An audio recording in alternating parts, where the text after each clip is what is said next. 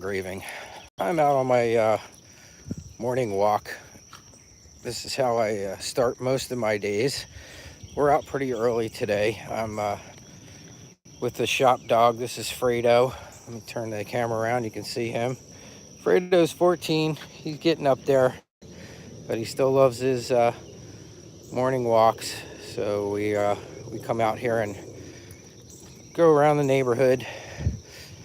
We do occasionally run into some foxes down here along the little wooded section we have over here. This is called Paul Springs Parkway, and there's a lot of wild animals in here. We occasionally see some deer too. We'll get them, and a lot of foxes in the morning. But so what I wanted to talk about today is just some things that are coming up for the week, things I have in mind for shooting, and just a few changes and things I want to do differently. I do want to do a little bit more live streaming and talk about some different topics. One thing I wanted to talk about, and it's a little off topic of not just laser engraving and knife sharpening, but what do you guys do for entertainment in your shops while you're working?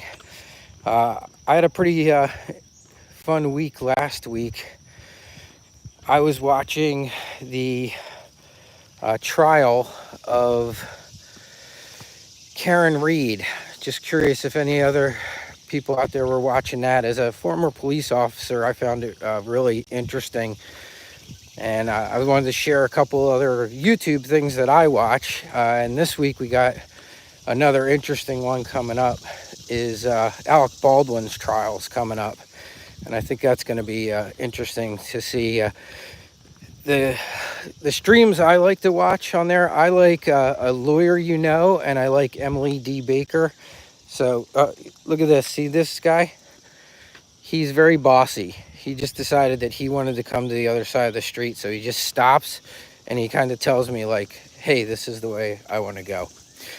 This is what you deal with when you have a 14-year-old dog who's very set in his ways. So we're going to go this way. All of a sudden, he decided he wants to make a left turn. So we're making a left turn.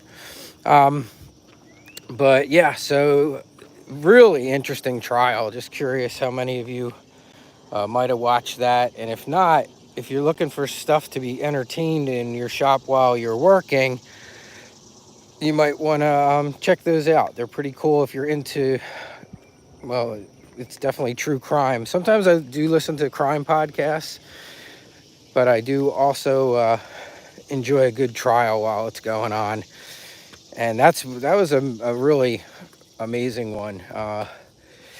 As a former police officer for 25 years, I was pretty disappointed in what I saw up there in that Karen Reed trial. Very embarrassing, I thought, for the Massachusetts State Police. Their accident reconstruction guy was honestly the worst. Probably the worst police officer I think I ever saw testify in a trial. Just pathetic. And he was really struggling. They'll probably use videos of that guy for years to come on what not to do in court. He was really having a hard time. But a crazy trial. If you haven't watched it, go back and check it out. You still got plenty of time. Like I said, A Lawyer You Know, or Emily D. Baker. They're lawyers who do commentary on trials that are ongoing.